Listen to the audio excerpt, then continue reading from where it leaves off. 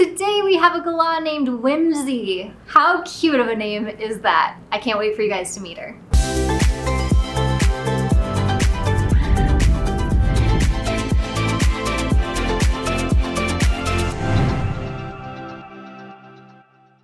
So Whimsy is a 1-year-old galah, and her human, Margaret, has wanted to work on not only socialization because she tends to be more of a COVID bird, but also she wants to work on getting Whimsy to fly.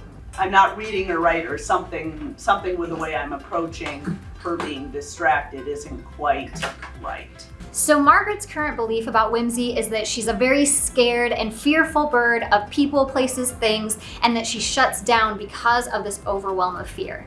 But as you're gonna see today in this video, we didn't see a single sign of fear. We saw subtle signs of curiosity, but mostly we saw a fluff ball that was very content on one leg. Can I see what their flights look like? We'll see. Even just short ones? Whimsy. Yeah, she might be too nervous. Hi. Okay, so what can we do to make it so she's willing to fly to you? What if you move further? People? What's likely to happen? I don't know. We can Let's try. find out. Whimsy. I'm curious now, what if you went further back still? Would it be worth pushing the circle? She's definitely contact calling. Whimsy. You can come pick me up. What about asking for a short one? I can, at times she There. usually won't fly if I'm too close. There we go. Can you So- fly back? Let's No, go further back again and see if Okay. she's willing. If not, I've got an idea. Whimsy. Well done. Cool. How many cues did you give for that recall? Mini. I'll add to it that your hand was up for, say, 20 seconds. Yep. So the reason for that is, let me ask you, what is her cue for recall? Her name, and then I have my hand out. Can you show me from this distance? Whimsy.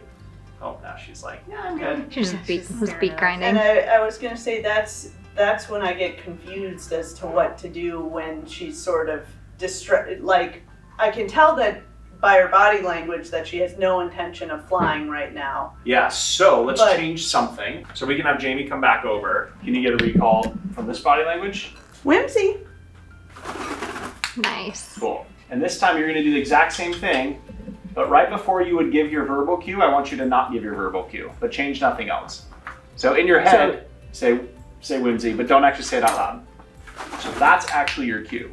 Your Okay. hand. So the reason I wanted to show that is because I think what you're doing is accidentally weakening your cue. You caught that you were calling too much. So I know Yes. you're aware of like, hey, I shouldn't call so much. Yes. But in the same process, you had your hand out for, I'll just throw 20 seconds out as an arbitrary number. It's just the same as calling Whimsy, Whimsy, Whimsy, Whimsy 20 times, which would be Yes. ridiculous and we know better. Yes. But what we forget is how much of our body language is actually communicating what we want. Okay. So you got her motivation higher by you leaving and getting further back. Yep. When you stepped forward, you got more interest, and then you put your hand out and she recalls to that being your cue. The reason, again, that that's important is that if we were going to get the wave, we're not going to give the wave cue 20 times, No. right? We're going to give it once, we're going to get the behavior.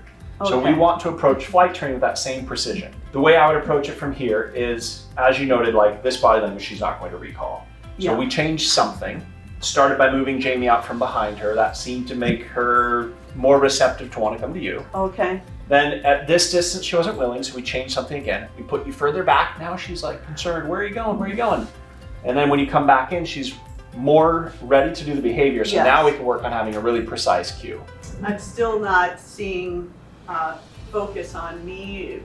Should I move forward and then back, or back and then forward? Like, So earlier in the repetition, you asked for something difficult, she refused, so then you went in and you did something easy. So what it could be training her is if you're wanting a flight and she refuses, you come get the exact same pay for just doing the spin instead of this effort of a flight. okay. So what I would challenge you here is, rather than doing what I've seen there to be a history of doing, now step all the way back towards the popcorn machine and watch the body language change. So now there's more of an interest of like, wait a sec, where are you going, right? Yeah. Whimsy. She's still not showing the body language if we want it. So we can try other things like rattling some treats, or I'm sure she associates, yeah, there you go. Oh. We'll take that, we'll do a treat. Good timing. You see how that's a little bit different than the patterns that I believe she's training you to do? Initially, I thought it was unfocused, but now I'm seeing that it's more that she's focusing on other things and she's probably worried. She just seems super chill. Okay. Yeah, she seems completely content Just to me. totally content. That's not content anymore. Yeah.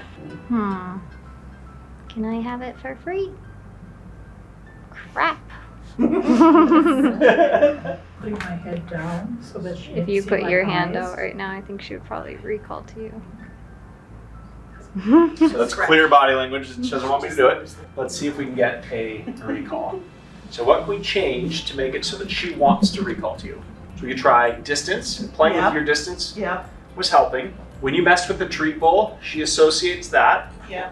You said before something about picking up a foot. Is that a sign that she's probably not going? She's not going anywhere, yeah. Usually when they just are on one foot, it means that they're completely relaxed. So if I was going to work on flight, I would work on just flight. Rather than doing a whole bunch of other behaviors and then asking for a more difficult flight, I would try to do 1 or 2 warm-ups, and then I would work on the flight stuff, and then end with 1 or 2 easy things. So the hard things in the chunk in the middle, rather than, we did 5 relatively easy behaviors at the beginning. Yes.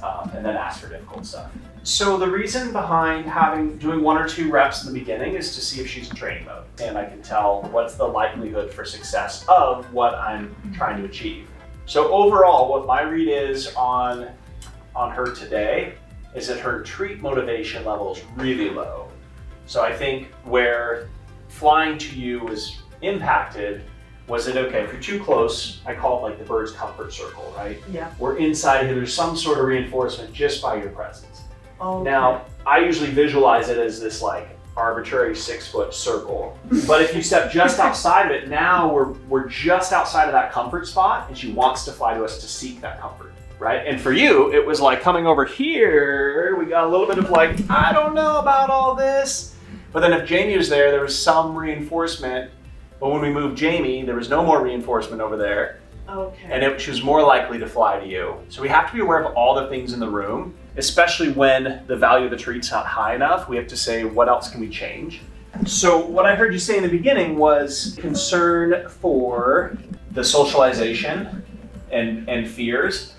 And I'm reading something completely different, that she's like super chill, super calm, not antisocial, but not enough food motivation in this exact environment at this time of day with these people at this location, like not enough motivation for that. It's a good thought, because I was reading, I thought she was looking behind her a bunch, and that was a sign that she was worried about whatever was going on over here, but you mainly saw like a lack of motivation at that point. There was a definite like curiosity of what was around, but where my thought process goes is that when Jamie was here, if she was fearful and you were back there, Jamie's pressure would have made her want to go to you because she's afraid of all of these strangers and you're the known comfort over there.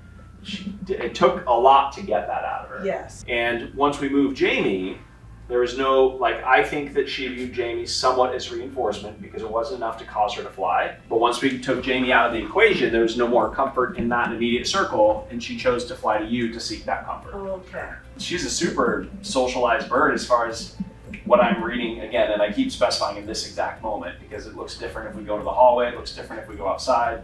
But in this environment, under these conditions, I think she seems great. Now we see this a lot at our master classes where a lot of you are just misreading your birds, whether you think they're too hungry or they're completely not food motivated, or in this case, incredibly fearful. And then the bird gets to class and what we're reading is the opposite. It's usually a fat bird that is stuffed full of treats and not fearful at all, but more content, so not taking initiative to participate because it doesn't want to. What's the benefit? One of the things we noticed with Whimsy is that she was flying what we call heavy, where you can see the struggle when she's in the air. You can hear it because it sounds harder than it should, and she's unwilling to make those long flights that Margaret was asking for. But when Margaret got into a sweet spot, then Whimsy became more willing because she also felt more capable and confident of that length of flight. Right there. Nice. So she even struggle bust on that. So let's get to about this distance here. And so go ahead and reset. and then come back to here and see if we can get that. Right there. Right there. Whimsy? Do you guys see where that sweet spot is? So as we're playing with distance, we're not measuring success over how far she can fly. That's a common thing that we do as free flyers. We're like, hey, let's see how far. Okay. What I measure the success is how fast is the response, which I'll debrief afterwards, but that's why I'm clicking early, and I'll explain in deeper detail. But let's just see if we can get 3 to 5 reps from this point right here, and with a predictable speed. So you set her down, you come back, you pause, you recall. You set her down, you come back, you pause, you recall. We just want to set it up to where there's almost like a predictable rhythm that you're going to give your crew. Whimsy? So that, all that puff, you see all the puff? Yes. Like she's become round? Yes. Yeah, it's over. One foot puffed up. So do you see how a lot of her beak is disappearing Yes. under the puff? Yes. That's the underbeak puff. Now Margaret's in the middle of diet conversion, so this is really playing against Whimsy being motivated and reliable and willing to participate in various things. It just kind of reconfirms like, okay, we lost food motivation, then we changed the environment, and we pushed that to the max, and now we've hit a failure point. So at home, the goal is don't ever let it get this far. Yes. Now that we are here, typically we try to end with like under our control of what we want the outcome to be, like a recall. But I don't think we're gonna get it. Can you get any puffier? It's like a marshmallow. So you can see the change in body language, which is really helping us say like, okay, we didn't have food motivation. So by changing things in the room, we were able to get a little bit more of that language saying, yes, I want to fly to you. But then we discovered that we can only go so far with that distance. And then the next things were like the fluffing up around the lower mandible. And then of course, the beak grinding and then up onto one foot and turning into a circle. So we push to failure, which as I said, the master class, we just want to know how far we can go. But at home, we obviously don't want to push that far. But I think you have a great bird. I think she's way more social than she is fearful. She's just kind of like, she's pretty content. She looks good. She looks really good. So what Margaret was interpreting today as a fearful bird overwhelmed by the conditions set or the environment and unwilling to work because she was just shutting down because of it, Dave and I read as a full bird who just didn't really have the motivation to do anything because she didn't really want the treats that we had to give. And also this environment wasn't scary, so she had no reason to leave the certain areas that we had her on, such as the T-stand or the topper. Now, Margaret is an excellent trainer, and Whimsy doesn't really reflect how awesome Margaret's skills are because she hasn't completed diet conversion. So here at BirdTricks, we usually recommend that you guys completely convert your bird's diet over before you start training, because once you do that, it makes your training so much more effective. Otherwise, when we're trying to train through diet conversion, they can often sabotage one another and make us feel like some days we're making progress and other days we're erasing that progress that we already made. If you're looking for the right diet for your bird, a diet that will allow you space to have a great relationship with your bird and use treats to motivate your bird to do awesome things, then check out birdtricks.com, and we have a natural feeding system course where you can get everything that will help you on your diet conversion journey. Parrots are the third most popular pet in the entire world, yet the #1 most rehomed. If you're interested in joining our mission of saving parrots one person at a time, visit birdtricks.com to learn more about our parrot training courses, organic bird food, all-natural parrot toy line, and much, much more. When we know better, we do better. It's through you that we can help people offer only the best quality products to their parrots, along with the knowledge they need to live in harmony with their birds through permission-based training. Visit birdtricks.com today to learn more.